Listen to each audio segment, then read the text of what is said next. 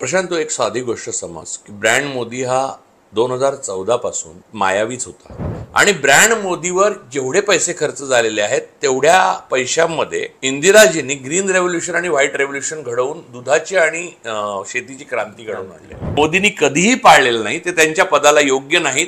ते देशाची एकच सेवा आता करू शकतात, ते म्हणजे पंतप्रधान पदाचा राजीनामा देणे. का का का ते सांगतो. ते राजीनामा दिल्याशिवाय राफेलचं काय झालं, पहलगामचं काय झालं, पुलवामामध्ये आपले काय सैनिक गेले, आपल्याबरोबर रशिया सुद्धा आपला मित्र राहिला नाही, त्यांनी पाकिस्तान बरोबर करार केला, तुर्कीपासून चीन पर्यंत पासून अझरबैजान पासून मलेशिया पर्यंत प्रोएक्टिव्हली सगळे पाकिस्तान बरोबर उभे राहिले. आज जर आपण पीओके घेतलं असतं आणि नोटबंदी यशस्वी होऊन सगळे काळा पैसा नष्ट झाला असता, अजितदादांपासून एकनाथ शिंदेपर्यंत सगळे तुरुंगात असते, तर मी असं म्हटलं असतं की मोदी भ्रष्टाचार विरोधी आणि देशाला परत एकदा उत्तम भाग्यवान बनवणारे मुख्य पंतप्रधान आहेत. माझं उद्या मुंडकही मारलं गेलं तरी 2+2 = 4 हे बदलणार नाही. RSS ला 5 वाटो नाही तर 3 वाटो. वाघ शिकार अर्धीच मारून गेला आणि परत येऊन सांगतोय भाषण करत अख्ख्या जंगलात, हे खरं नाही. नरेंद्र मोदींच्या तिसऱ्या टर्मला आता 1 वर्ष पूर्ण झालेलं आहे आणि दरम्यानच्या काळामध्ये बरंच काही घडलेलं आहे. 22 एप्रिलला पहलगामचा हल्ला झाला. त्याच्यानंतर भारतानं ऑपरेशन सिंदूर या लष्करी मोहिमेद्वारे जी 87 तास चालली, पाकिस्तानला प्रत्युत्तर दिलं आणि त्याच्यानंतर देशामध्ये सध्या जे काही घडतंय त्याच्यातनं बरेच प्रश्न निर्माण झालेले आहेत. कारण या मोहिमेनं नेमकं पंतप्रधान नरेंद्र मोदींच्या इमेजचं काय केलेलं आहे.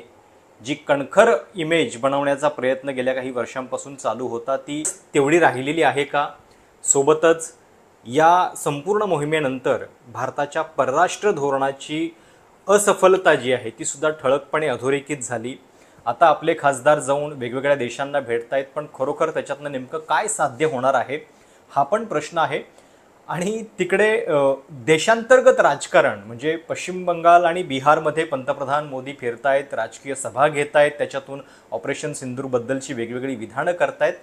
असं सगळं काही चालू आहे आणि गेल्या महिनाभरामध्ये जे काही घडलेलं आहे, ऑपरेशन सिंदूरचा जो फॉलआउट आहे सगळा, त्याच्याबद्दल आपण पहलगामच्या या हल्ल्यानंतर ऑपरेशन सिंदूरनंतर आपण पहिल्यांदाच भेटतोय आणि बऱ्याच गोष्टी घडलेल्या आहेत. खरं तर म्हणजे आत्ता आपण ज्यावेळी बोलतोय त्यावेळी पहिल्यांदाच लष्कराच्या एका बड्या अधिकाऱ्याने ही गोष्ट मान्य केली की भारताचे काही फायटर जेट जे आहेत त्याचं नुकसान झालेलं आहे.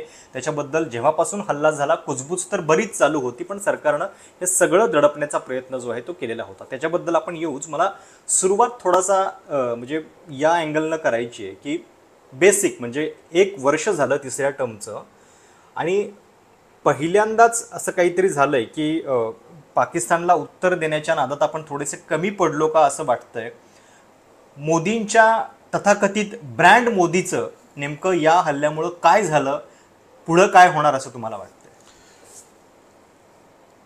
प्रशांत, तो एक साधी गोष्ट समज की ब्रँड मोदी हा 2014 पासून मायावीच होता. नोटबंदीचं आज तू बघतोयस की 37% कॅश वाढलेली आहे, टेररिझम कमी झालेलं नाही. आणि त्याच वेळेला या देशामध्ये ज्या अगोदर सर्क्युलेशनमध्ये नोटा होत्या त्यापेक्षा जास्त नोटा आलेल्या आहेत. त्यानंतर GSTचं तू बघितलेलं आहेस. त्यानंतर फॉरेन डायरेक्ट इन्व्हेस्टमेंटची जी परिस्थिती आहे ती इथून इथे आलेला आहे ग्राफ. इन्फ्लेशन, अनएम्प्लॉयमेंट 134वा नंबर आहे आपला पर कॅपिटा इन्कममध्ये. म्हणजे लोक जीडीपी करतात. जीडीपी पण 5व्याच नंबरला. आपण जपानला मागे अजून टाकलेलं नाही आहे, कधीतरी टाकू असं, पण त्याला काही अर्थच नाही आहे. याचं कारण जपानची लोकसंख्या 12 कोटी आहे, आपली 145 कोटी. म्हणजे जो काही जीडीपीचा आकडा असेल ते भागाकार करायला लागेल तुम्हाला लोकसंख्येने, आणि येतो तो पर कॅपिटा इन्कम. आणि तो आपल्याकडे असा आहे की 90% लोक एक वेळचं जेवण जेवू शकतात. मोदींनी जो मनमोहन सिंगांच्या काळामध्ये नवा मध्यम वर्ग निर्माण झालेला त्याला पार झोपवून टाकलेला आहे. लघु आणि मध्यम उद्योग नष्ट झालेले आहेत आणि ब्रँड मोदीवर जेवढे पैसे खर्च झालेले आहेत तेवढ्या पैशांमध्ये इंदिराजींनी ग्रीन रेव्होल्यूशन आणि व्हाईट रेव्होल्यूशन घडवून दुधाची आणि शेतीची क्रांती घडवून आणलेली. आता मी सांगतो की 5 जण जे आहेत या देशाचे गुन्हेगार आहेत, मोदी, अडाणी, शहा, ढोवाल आणि हिरेन जोशी. या 5 जणांनी म्हणून ह्या मोदी माया निर्माण केली आणि देशाला फसवलं. आणि पुलवामा नंतर तुला पहिल्यांदा लक्षात आलं असेल की 40 आपले जवान शहीद झाले, सेनेचे जवान शहीद झाले. त्यांचा अतापता नंतर तुम्हाला काही कळला नाही की कोणी मारलं त्यांना. 2014च्या अगोदर चांगले वाईट पंतप्रधान कुठचेही असले तरी तुम्हाला अतिरेक्यांची नावं कळायची ना, आतंकवाद्यांची. ती कळणं मोदींनी बंद केलं. याचं कारण काय? दुसरा मुद्दा असा की RDX 300 किलो एवढं आलं कुठून? बरोबर. तिसरा प्रश्न हा आहे, तो देविंदर सिंग नावाचा जो एक मनुष्य अतिरेक्यांबरोबर सापडलेला, त्याचं पुढे काय झालं? चौथा प्रश्न हा आहे की पहलगाम मध्ये 250 किलोमीटर क्रॉस करून अतिरेकी आले, 4, 5, 6 जे काही, आणि 26 प्रवाशांना मारलं. ते अतिरेकी परत 250 तिथे डायलॉग मारून गेले की जाओ जाकर बोलो मोदी से, आणि महिलांना आणि स्त्रियांना वेगळं काढलं. म्हणजे हे अगदी तद्दन फिल्मी आहे आणि डायलॉग सहित. आणि त्या डायलॉगची बरोबरी फक्त मोदींच्या भाषणामधल्या डायलॉगशी करता येईल की रोटी खाओ नाही तो गोली खाओ, बिल में घुसकर मारेंगे वगैरे. हे हा म्हणजे B किंवा C ग्रेड फिल्म्स जे हिंदीमध्ये बॉलिवूडमध्ये सुद्धा चांगले डायलॉग आपण बघितलेले आहेत. कादर खान आणि सलीम जावेदकडे क्रेडिट जातं, पण त्याच्यापेक्षा कमी दर्जाचे जे डायलॉग लिहिले गेले त्यातले हे डायलॉग आहेत. आणि ते बोलून ते 250 किलोमीटर निघून गेले परत. त्यांचा आता पता लागला नाही. आपली विमानं गेल्याचा आता एक अधिकारी नाही, CDS chief of defence staff, जी तिन्ही दलांना समन्वयक जो आहे तो त्याने मान्य केलं. आणि सगळ्यात त्यातला मोठा देशद्रोह हा आहे की त्याने हे सिंगापूरमध्ये जाऊन मान्य केलं. याच्या अगोदर पंतप्रधानांनी संसदेत ते मान्य करायला पाहिजे होतं. पंतप्रधानांनी संसदेत माहिती देणं, संसदी सर्वोच्च आहे, त्यांना माहिती देणं हे त्यांचं प्रथम आणि अंतिम कर्तव्य आहे. ती देशाला माहिती आहे.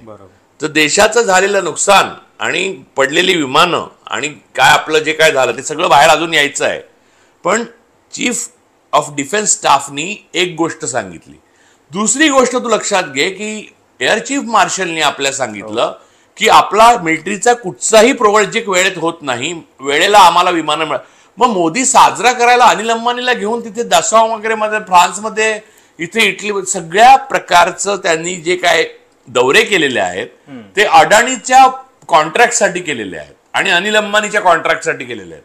हे लक्षात घ्या. त्याच्यामध्ये एक लिंक पण आहे, म्हणजे की ज्या वेळी ते गेलेत त्याच्यानंतर एक मोठं कंत्राट 2015 मध्ये स्टेट बँक ऑफ इंडिया ह्या विशेष दुष्टचक्राला भ्रष्टाचाराच्या 2015 मध्ये अरुंधती भट्टाचार्य तेव्हा तत्कालीन स्टेट बँक ऑफ इंडियाच्या अध्यक्ष ज्या होत्या, चेअरमन होत्या, चेअरपर्सन, त्या आणि अडाणींची भेट पंतप्रधानांबरोबर त्यांच्या शिष्टमंडळात परदेशात झाली.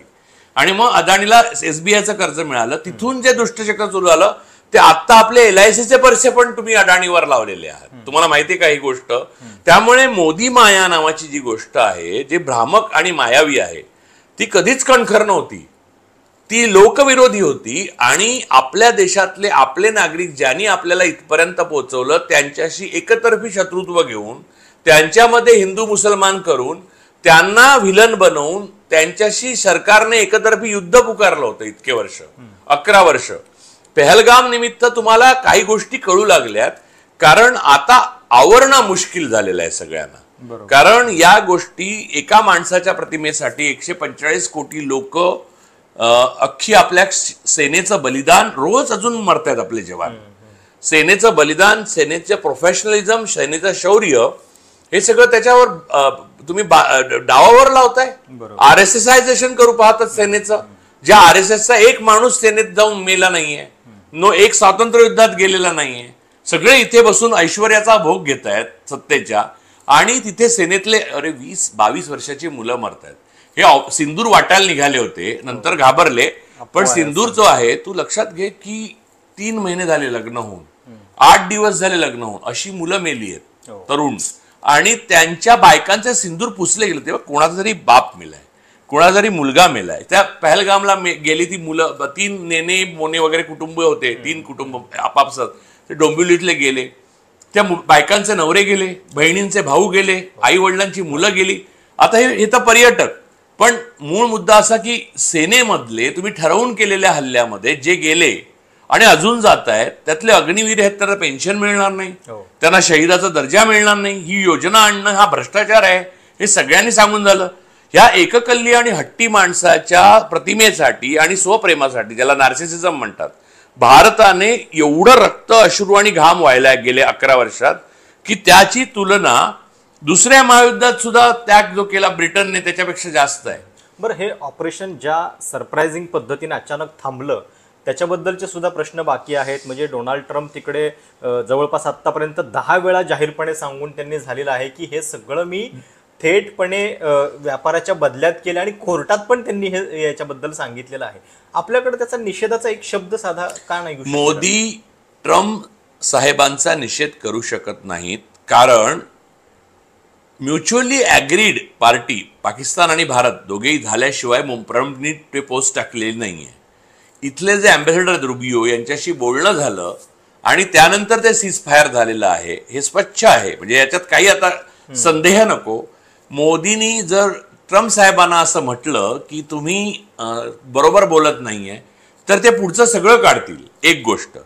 दुसरी गोष्ट, अडाणींची मान न्यूयॉर्कच्या कोर्टात फसली आहे, तर ते बघा ती सोडवणं ट्रम्प सुद्धा शक्य नाही. ती फक्त मागे पुढे टाइमलाईन करता येते. ती टाइमलाईन जेवढी बाय करता येईल तेवढं मोदींना हवी आहे. त्यामुळे त्यांना परराष्ट्र धोरणाशी काही देणं नाही. बघा त्याच्याही पुढचं बघा, आपली सीज फायर अमेरिकेनं जाहीर केला, ही पहिल्यांदा झालं भारताचं. दुसरं, भारत आणि पाकिस्तान या द्विपक्षीय लढाईमध्ये पहिल्यांदा तिसरी शक्ती अशा प्रकारे याच्यावर पोस्ट टाकून आणि पंतप्रधान इतका आडमुठा आहे की तो उत्तरदायी आहे लोकांना. त्याने पार्लमेंटमध्ये येऊन उत्तर द्यायला पाहिजे. जवाहरलाल नेहरूंपासून मनमोहन सिंगांपर्यंत सर्वांची, नाही वाजपेयी तर आहेतच, त्यांच्यापासून यांच्यापर्यंत सगळ्यांची यथेच्छ निंदा आरएसएसच्या ट्रोल्सनी आणि आरएसएसने केली. या सगळ्यांनी आपल्या विरोधकांना म्हणजे भाजप आणि जनसंघाच्या लोकांना शब्दाला मान देऊन स्पेशल सेशन बोलवून आपले विजय आणि पराभव दोन्ही संसदेत मांडलेत. त्यात झालेलं नुकसान आणि फायदा. तर नेहरूंना 62 साली, मी पुन्हा पुन्हा सांगतोय, वाजपेयीने धारेवर धरलं की तुम्ही स्पेशल सेशन घ्यायला पाहिजे. त्यासाठी नेहरूने स्पेशल सेशन घेतलं आणि चीनच्या समोर जे काही नेहरूंना टीका सहन करायला लागली ती सगळी टीका सहन केली. आपली गेलेली भूमी ही सुद्धा नेहरूंनी मांडली संसदेत. तेव्हा म्हटलं ना की 1 इंच येत ना तुमच्या डोक्यावर पण 1 इंच केस नाही, असं ते प्रसिद्ध. तर मूळ मुद्दा हा आहे की पंतप्रधानाच्या ज्या जबाबदाऱ्या आहेत त्या 11 वर्षामध्ये आणि 23 वर्षामध्ये मुख्यमंत्री पदाच्या अगोदर राजधर्म मोदींनी कधीही पाळलेलं नाही. ते त्यांच्या पदाला योग्य नाहीत. ते देशाची एकच सेवा आता करू शकतात, ते म्हणजे पंतप्रधान पदाचा राजीनामा देणे. पण नाही, त्याच्या पुढची गोष्ट आहे. का का का ते सांगतो. ते राजीनामा दिल्याशिवाय राफेलचं काय झालं, पहलगामचं काय झालं, पुलवामामध्ये आपले काय सैनिक गेले, आपल्याबरोबर रशिया सुद्धा आपला मित्र राहिला नाही, त्यांनी पाकिस्तान बरोबर करार केला.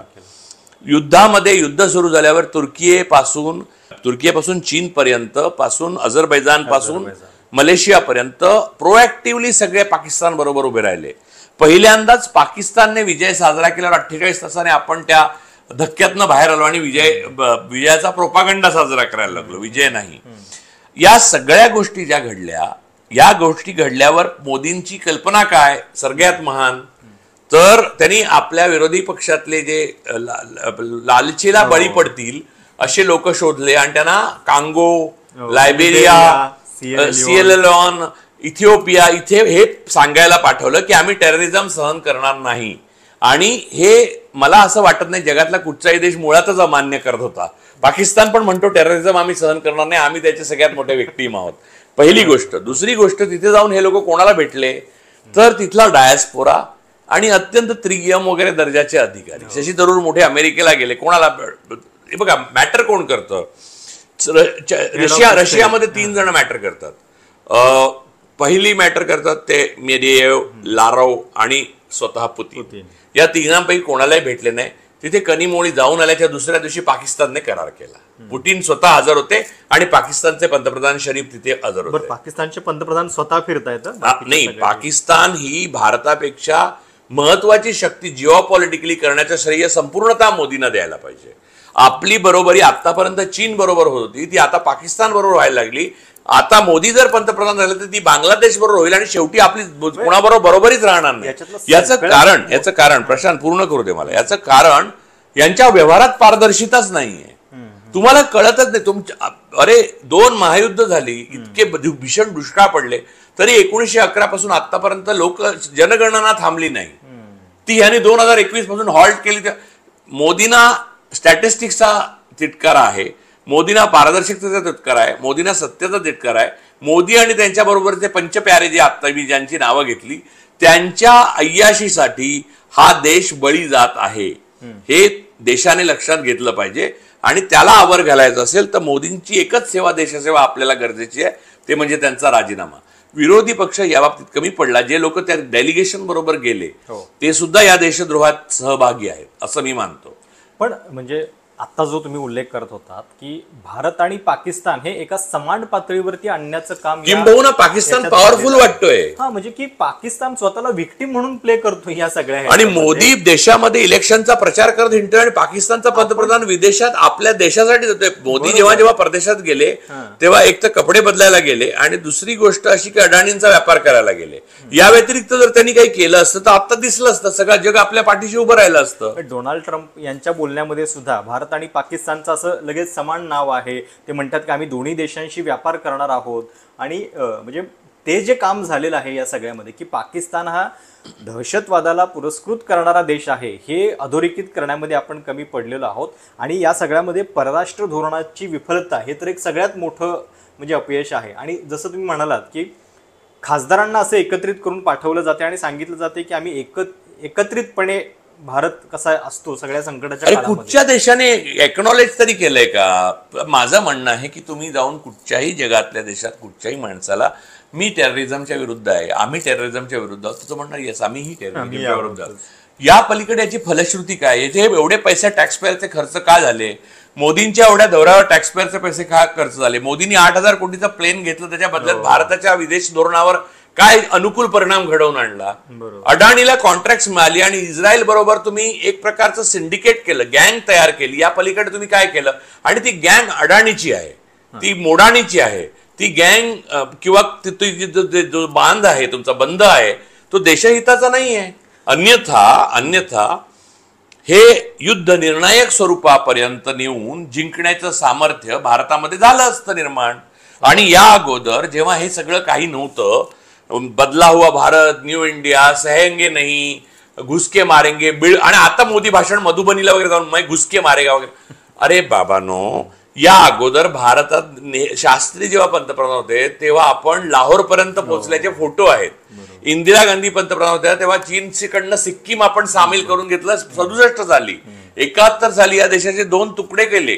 कारगिल वॉर मध्ये वाजपेयी पंतप्रधान, हे सगळं झालं असताना कोणताही यातला पंतप्रधान सैनिकी वेशात, गणवेशात उगाच आपले फोटो छापत बसला नाही.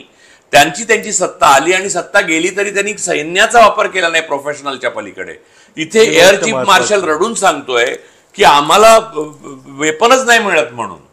मग हे जातात ते काय अडाणी आणि अनिल अंबानींच्या ड्रोनचे करार करायला जातात. आता डिफेन्स मध्ये अडाणी आला, धारावी ते डिफेन्स काय पल्ला आहे हा, असं कोणी करतं का?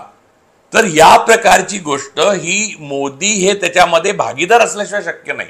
बरोबर. आणि पंतप्रधानाने साधं शोक व्यक्त नाही केला म्हणून राजीनामा द्यावा लागतो, ऍक्सिडेंट झाले म्हणून राजीनामा द्यावा लागतो. एवढे 11 वर्षात घोटाळे केल्यानंतर हा पंतप्रधान आपल्याला नको हे सांगण्याचं विरोधी पक्षाचं साहस नाही. हे भारताचं सगळ्यात मोठं दुर्दैव आहे. खुद्द पंतप्रधान आणि त्यांचे पंचप्याऱ्यांपेक्षा हे जास्त दोषद्रोही आहे. पण आता म्हणजे ज्या नाही, त्याच्याही पलीकडे सांगतो अजून, भारत आणि पाकिस्तान मुद्दा आणि काश्मीर मुद्दा आपण युनायटेड नेशन्स मध्ये अगोदर कधी नेला होता? नाही नेला. का? आपण द्विपक्षीय जे वाद आहेत ते द्विपक्षीय सोडवतो.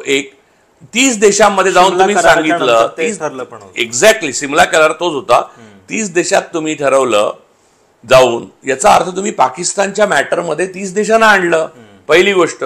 दुसरी गोष्ट, तुम्ही पाणी अडवता म्हणून पाकिस्तानला धमकी दिली तर ब्रह्मपुत्रेचं पाणी आणि सतलजचं चीनने अडवलं. ते तुम्हाला उपग्रहाद्वारे कळलं तेव्हा तुम्ही काय चीनचा बिघडू शकलो?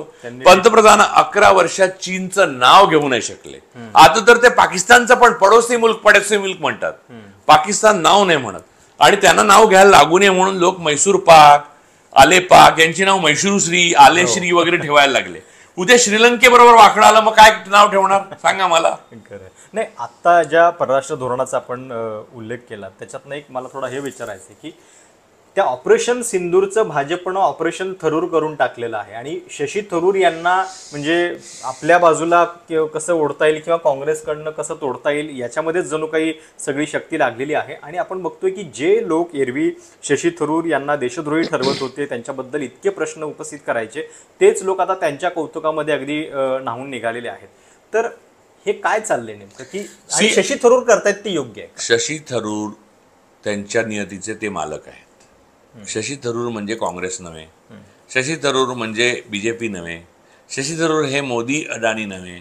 शशी थरूरनी स्वतःच्या आयुष्याचं जे काय करायचं ठरवलंय ते करतायत.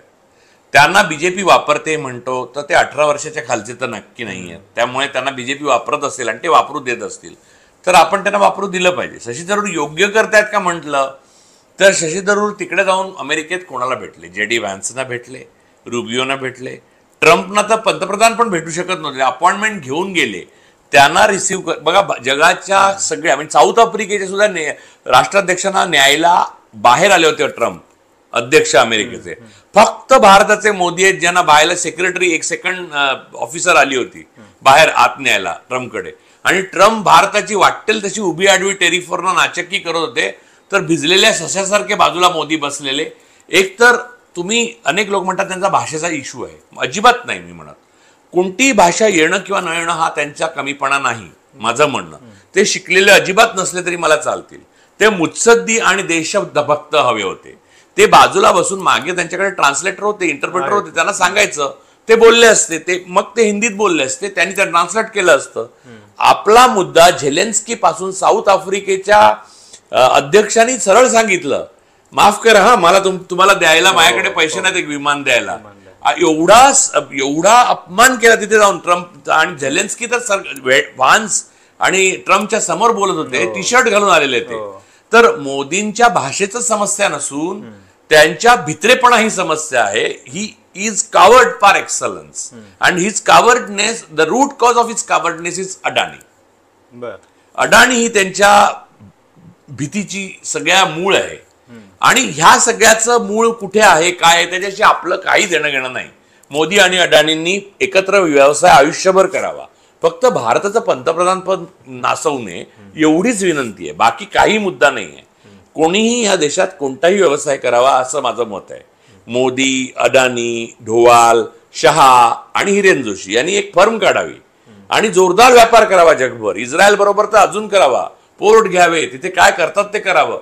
माझं म्हणणं लेजिटिमेट करावा एक, आणि पंतप्रधान पदाचा गैरवापर करू नये एवढंच म्हणणं आहे.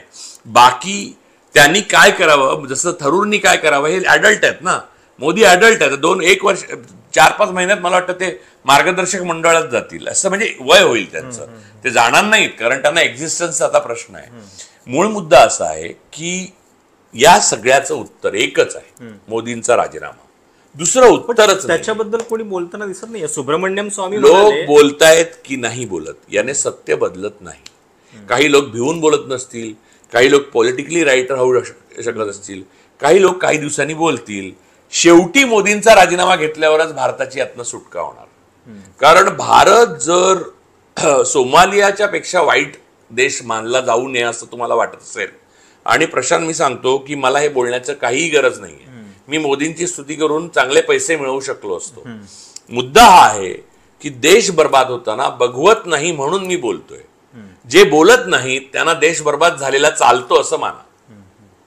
पण म्हणजे राजीनाम्याचं काय होईल माहिती नाही, पण किमान राजीनाम्याचं काय नाही, तुम्हाला सांगतो राजीनामा नाही झाला मोदींचा तर देश खचत जाणार अजून. कारण चुकीची धोरणं, ऐका मला काय म्हणायचंय, चुकीची धोरणं, योग्य बोलत असेल त्याला गप्प करणं, गप्प झालं नाही तर तुरुंगात टाकणं, तुरुंगातही ऐकलं नाही तर गोळ्या घालणं, हे चालू राहिलं तर सत्य बाहेरच नाही येणार. आणि सत्य बघा, तुम्हाला समजा क्षय झालेला आहे, ट्युबरक्युलोसिस झालेला आहे आणि डायग्नोसिस डॉक्टरना तुम्ही करूच देत नाही, तर तुम्ही क्षयाने मरणार.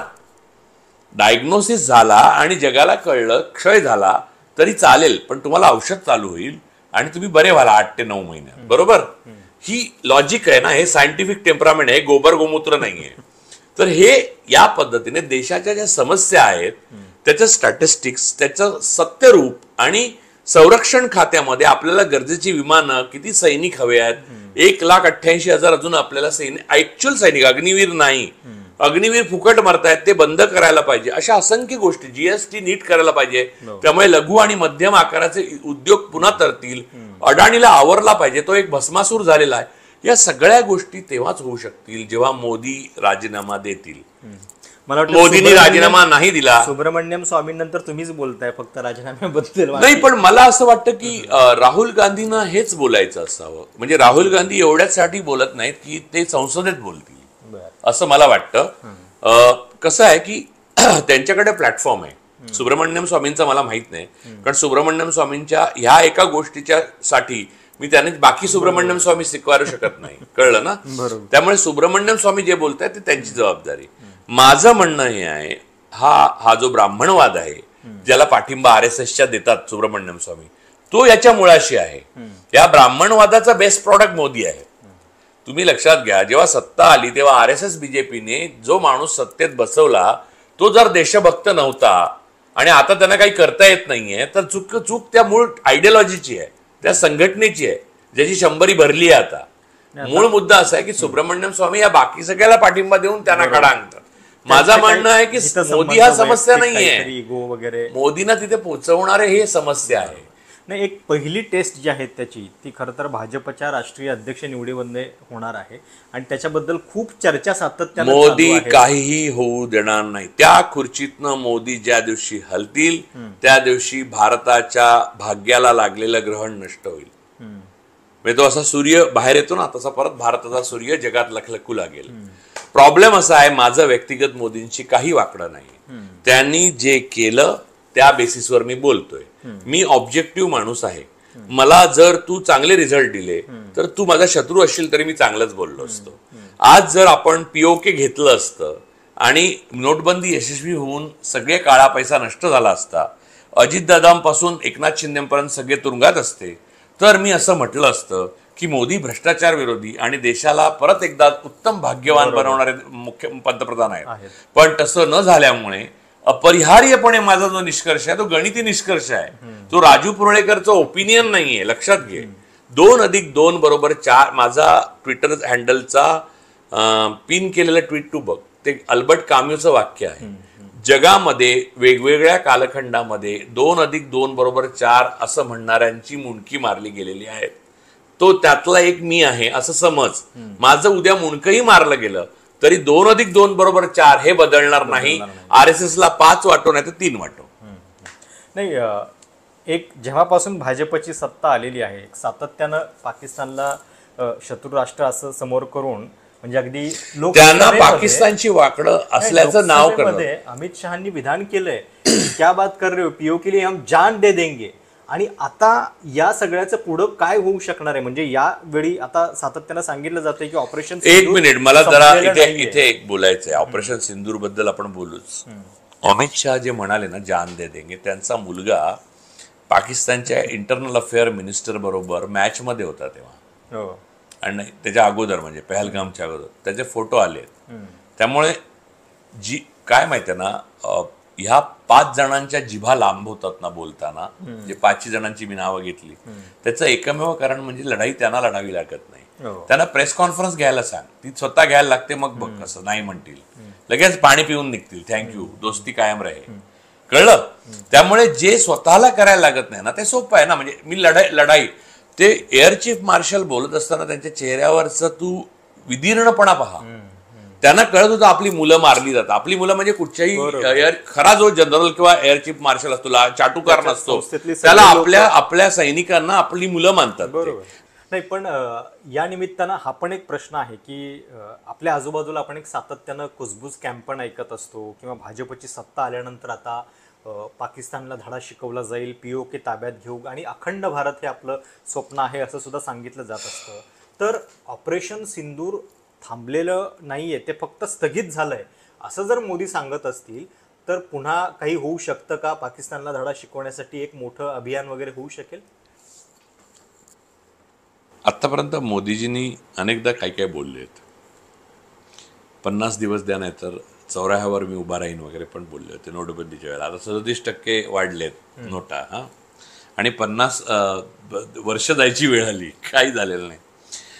मूळ मुद्दा असा आहे बघ की शिकारी जो आहे तो युद्धाला जेव्हा उतरतो, मग तो वाघ असो, मग तो सिंह असो, मग तो रशिया असो, युक्रेन असो, ट्रम्प काकांनी सांगितलं म्हणून तो एकतर थांबत नाही. इंदिरा गांधी पण थांबल्या नाही. इंदिरा गांधी थांबल्या नाहीत, लालबहादूर शास्त्री थांबले नाहीत, वाघ थांबत नाही. वाघ असं नाही सांगत की आता राहू द्या हरण, मी पुढच्या वेळी हरण खाणार आहे हा असं सांगत तो जंगलभर फिरला तर त्याला वाघ आणि सिंह मानणार नाही. पण इथे थेट उदाहरण आहे, झेलेन्स्की सारखा छोटा माणूस, म्हणजे छोट्या देशाचा राष्ट्रपती, तो ट्रम्प काकांचा ऐकला नाही. पुतीन ऐकत नाही आहेत, इस्रायल नाही ऐकत आहे, मग आमचे काका काय ऐकले? याचं मुख्य कारण असं की यांची भीती, यांना अमेरिकेच्या कागदांमध्ये सर्व गुपितं अडाणींची लपलेली आहेत आणि त्यामुळे ते जाऊ शकत नाही. हे एक बाब. आणि दुसरी बाब अशी आहे की ट्रम्पना किंवा राष्ट्राध्यक्षांना अमेरिकेच्या आपण सहमत झाल्याशिवाय किंवा आपली विनंती पण असल्याशिवाय ते मध्ये पडत नाहीत. बर, लक्षात ठेवा की चीन आणि आपण तत्काळ मान्यता दिली, चीन नाही पाकिस्तान आणि आपण तत्काळ मान्यता दिली, यामध्येच त्याचं रहस्य आहे. त्यामुळे पीओके वगैरे राहू दे, मोदी चीनचं नाव नाही घेत. चीनने आपल्या अरुणाचल मधली 31 गावांची नावं बदलली आहेत. चीनने आपला भूभाग बळकावलाय. मोदी भाषणामध्ये सांगतात की ते बारीक बारीक डोळ्याचे, असं वर्णद्वेषी 50 करोड की गर्लफ्रेंड, काँग्रेस की विधवा आणि अत्यंत घातक अशा प्रकारचं मेल चॉयनिस्ट आणि पॅट्रियार्किकल भाषणं आणि बोलणं जे आहे त्यांचं, त्याचा वास्तवाशी काडीचाही संबंध नाही. ही कायरता होती आणि या कायरतेचा शौर्यामध्ये रूपांतरण होऊ शकत नाही. वाघ शिकार अर्धीच मारून गेला आणि परत येऊन सांगतोय भाषण करत अख्ख्या जंगलात, हे खरं नाही. त्यामुळे आधी त्या 31 गावांची नावं बदला अरुणाचल मधल्या, आणि चीनने जो भूभाग बळकावलाय तो संसदेत येऊन सांगा. युद्धाच्या धमक्या देणं बंद करा, कारण ते दुसऱ्यांची मुलं मरतात, संघाची नाही. ज्या दिवशी हे सगळं चालू होतं त्या पहलगामच्या आदल्याच वेळी जय शहा बसलेले तिथे इंटेरियर मिनिस्टर बरोबर पाकिस्तानच्या, त्याचं काय करायचं? माझं या संदर्भात स्पष्ट मत असं आहे की आपण थेट जर बोललं तर लक्षात घ्या की मोदी हे समस्येचा भाग आहे, मोदी हेच समस्या आहेत आणि ते समस्येवरचा उपाय आता काढू शकत नाहीत. आता भारताची आंतरराष्ट्रीय प्रतिष्ठा जर वाढवायची असेल तर मोदींनी राजीनामा दिला पाहिजे, हे मी 10 वेळा म्हणेन. अखंड भारत सोडा, हा आहे तेवढा भारत टिकवला ना तरी खूप झालं. तिबेट सुद्धा काँग्रेसने कधी चीनचा भाग अधिकृतरित्या मान्य नाही केला, ते वाजपेयी सरकारने केलं होतं. यांनी पुढे जाऊन उरलेला आता अरुणाचल प्रदेशपर्यंत आले. आणि गणपतीच्या मूर्ती म्हणजे डोळे बारीक असणं, आपल्याकडे नॉर्थ ईस्ट मधल्या लोकांचे पण डोळे बारीक असतात, हे वर्णद्वेषी विधान आहे. पंतप्रधानांच्या पुस्तकांमध्ये, माझ्या घरामध्ये इथे पुस्तकं आहेत, इथे पण आहेत, पण इथे नाहीत, ती पुस्तकं रांगेत लावलीत. पहिल्या पंतप्रधान पंडित जवाहरलाल नेहरू, इतरांची पण आहेत, पण पंतप्रधानांची भाषणं रांगेत आहेत. ते अटलजी पासून मनमोहन सिंगांपर्यंत सगळ्यांची भाषणांची माझ्याकडे पुस्तकं आहेत, खंड आहेत. कोणत्याही पंतप्रधानाने अशा सी ग्रेड बॉलिवूड फिल्मच्या व्हिलन सारखी भाषणं केलेली नाहीत. ही हिरेन जोशी लिखित आहेत का प्रसून जोशी लिखित आहेत ते मला माहीत नाही, पण मूळ मुद्दा हा आहे की तू कितीही लिहून मला दिलंस तर मी जर पंतप्रधान पदावर आहे तो वाईट स्क्रिप्ट असेल तर मी फाडून टाकणार. माझ्या आणि माझ्या देशाचा गरिमा जराही खाली येऊ देणार नाही. मोदींना या सगळ्याची पर्वा नाही. मोदींना स्वतःला काय मिळणार वाचवणार आणि अडाणींना काय वाचवणार याच्याशी आहे. त्यामुळे मोदींना जर थांबवलं नाही पंतप्रधान पदापासून तर देशाला थांबवण्यासारखं आहे. एक, आणि माझं एक रिक्वेस्ट आहे सगळ्या विरोधी पक्षांना आणि जनतेला, प्रतिशोधाची भावना गांधीवादामध्ये येत नाही. त्यामुळे मोदी, अडाणी, शहा, हिरेन जोशी हे जे सगळं प्यारे आहेत त्यांना ॲम्नेस्टी द्यावी. झिम्बाब्वेचे पंतप्रधान मुगाबे दिले तशी तुमची सगळी जी व्यवस्था आहे ती तशीच राहील, तीच ऐश कराल तुम्ही. फक्त देशाला तुमच्या जोखणातनं मुक्त करा, एवढंच माझं म्हणणं आहे. आणि जनता आणि सत्ता याच्यामध्ये भिंतीसारखा विरोधी पक्षांनी उभं राहू नये. तेच की म्हणजे राजीनाम्याबद्दल तुम्ही ही जी मांडणी करताय याच्याबद्दल खरं तर विरोधकांनी बोलायला पाहिजे, ते बोलत नाही आहेत. आणि हे बोलण्याचं धाडस त्यांच्यामध्ये येईल का? कारण मुळात असे बोलणारे लोकच ते शिल्लक ठेवत नाही आहेत. विरोधी पक्ष सगळे संपवत चाललेले आहेत. अशा वेळी हे बोलणार कोण? ज्या वेळेला लक्षात घ्या की सोफिया कुरेशींच्या आई वडिलांना वगैरे बोलवून, आई भावंडांना बोलवून मोदींनी स्वतःवर फुलं टाकून घेतली, तेव्हा सुद्धा विरोधी पक्षाने राजीनाम्याची मागणी नाही केली. तेव्हा विरोधी पक्ष होपलेस आहे असं माझं मत झालं. आणि मला हे माहिती आहे की आता विशाखापट्टणम बंदर पोर्ट दिलेला आहे अडाणीला, यांनी रेवंत रेड्डीनी काय केलेलं आहे, नायडू आणि नितीश हे सगळे जे आहेत लोक ते अडाणी, शरद पवार अडाणींच्या बरोबर कॉम्प्लिसिट आहेत. त्यामुळे त्यांच्याकडनं विरोधी पक्षाची भूमिका होणं, आणि काँग्रेसमधले बरेच नेते, त्यामुळे विरोधी पक्षाची भूमिका ते बजावतील ही अपेक्षाच व्यर्थ आहे. राहुल गांधी एकटे लढत आहेत. राहुल गांधींबरोबर त्यांच्या जवळचे किती लोक आहेत हे सुद्धा त्यांना माहीत नसेल. त्यामुळे तुम्हाला असं वाटतंय की विरोधी पक्ष कमी पडतोय, पण लक्षात घ्या की देशातली जनता कधी कमी पडणार नाही. माझा या जनतेवर पूर्ण विश्वास आहे. आणि मला अनेक लोक विचारतात आम्ही काय करायचं. तुम्ही जे काम करता ते चोख करा आणि सत्य सोडू नका. जो माणूस सत्य सोडतो त्याला जरी सत्ता मिळाली तरी शेवटी त्याचा मोदी होतो. पण म्हणजे आता सुरुवात ज्या प्रश्नानं आपण मुलाखतीची केलेली होती की या सगळ्या घटनाक्रमानंतर खरोखर ब्रँड मोदीचं नेमकं काय होणार आहे, मोदींच्या इमेजचा परिणाम जो आहे तो या देशांतर्गत राजकारणामध्ये कसा होणार आहे. अगदी आपण भाजपच्या अध्यक्षाबद्दलची चर्चा ऐकतोय की तो नेमका कोण होणार, त्याच्यावरनं काही एक संदेश संघ देऊ शकेल का, याची पण एक चर्चा होत असते. तर या सगळ्या घटनेचा कसा परिणाम मोदींच्या प्रतिमेवरती होईल असं वाटतं? मला प्रशांत व्यक्तिशः असं वाटतं की ब्रँड मोदीची चिंता आपण का करावी. मोदी करतायत ना चिंता.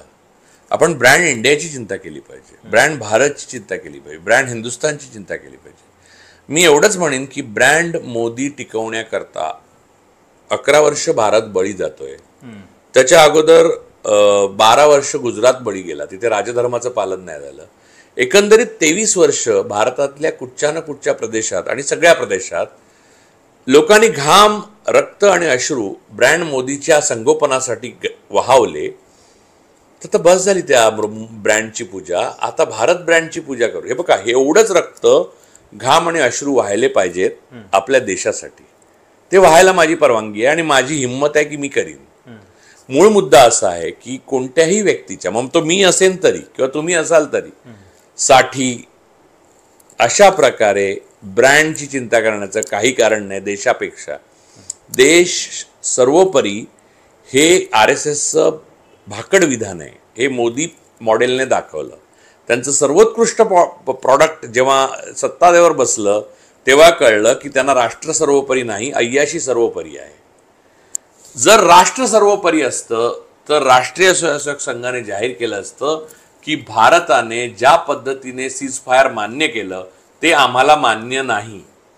त्यामुळे मी जे पहिल्या दिवशीपासून म्हणतो की RSS ही फक्त एक टेररिस्ट ऑर्गनायझेशन आहे. त्यांना इथल्या मुसलमानांची स्कोअर सेटल करायचा ज्याचं काही कारण नाहीये. इथला मुस्लिम हा इतका देशभक्त आहे की त्याने पण रक्त वाहवलं या युद्धामध्ये. आणि तुम्ही त्यांच्याकडनं फुलं मारून घेतली, स्वतःवर फुलं टाकून घेतली तुमच्या बेस्ट प्रॉडक्टने. तर या कृतीला टेररिझम शिवाय मी काही म्हणू शकत नाही. आणि मोदींनी सत्तेत आल्यानंतर भारतातल्या ज्या जनतेने प्रेम केलं त्यांच्यावर, सुरुवातीला खरंच प्रेम केलं, त्या जनतेशी एकतर्फी युद्ध छेडून स्टेट स्पॉन्सर टेररिझम केला लोकांशी. आणि अजूनही काही राज्यांमध्ये हे चालू आहे की तिथल्या लोकांचं जे दमन होतंय, त्यांना कारण नसताना पत्रकार, विचारवंत, लेखक, उद्योगपती तुरुंगात टाकले जात आहेत. आणि हे माझं म्हणणं नाही आहे. सर्वोच्च न्यायालयाने ईडीला फटकार दिली, अनेक एजन्सीजना अनेकदा फटकार दिलेली आहे. तर की हे जे आहे हे अत्यंत संकीर्ण दृष्टी असलेल्या अलोकतांत्रिक आणि असंवैधानिक अशा पंतप्रधानाच्या नेतृत्वाखाली काही लोकांनी देशद्रोह केल्याचं भारताच्या इतिहासातलं पहिलं आणि माझी प्रार्थना आहे की शेवटचं उदाहरण असावं. कारण या प्रकारे भारताची प्रगती थांबलेली आहे. एक काही काळापूर्वी, एक 15 वर्षापूर्वी आपली चीन बरोबर बरोबरी व्हायची. आज पाकिस्तान बरोबर होते आहे, उद्या बांगलादेश बरोबर होईल, परवा आपली सोमालिया बरोबर आहे. त्याच्यानंतर आपल्याला किंमतच नाही राहणार. जवळपास आपण सगळ्या रँकिंगमध्ये खालून तिसरे, दुसरे, पहिले असेच आहोत.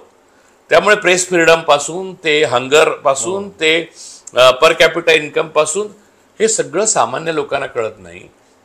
आणि बोट्सला बसवणारे जे लोक आहेत ते काही गुजराती उद्योगपती छोटेवाले आहेत किंवा ठग्स आहेत. ते बोट्स जे आहेत, जे ट्रोल करतात तुला, ते खरी माणसं नाही आहेत. मोदीच्या ब्रँडला सपोर्ट करणारे भक्त आहेत असं समजत असाल तर ते 30%च आहेत मतांमध्ये सुद्धा. त्यातले बरेच आता मनाने परावर्तित झालेले आहेत.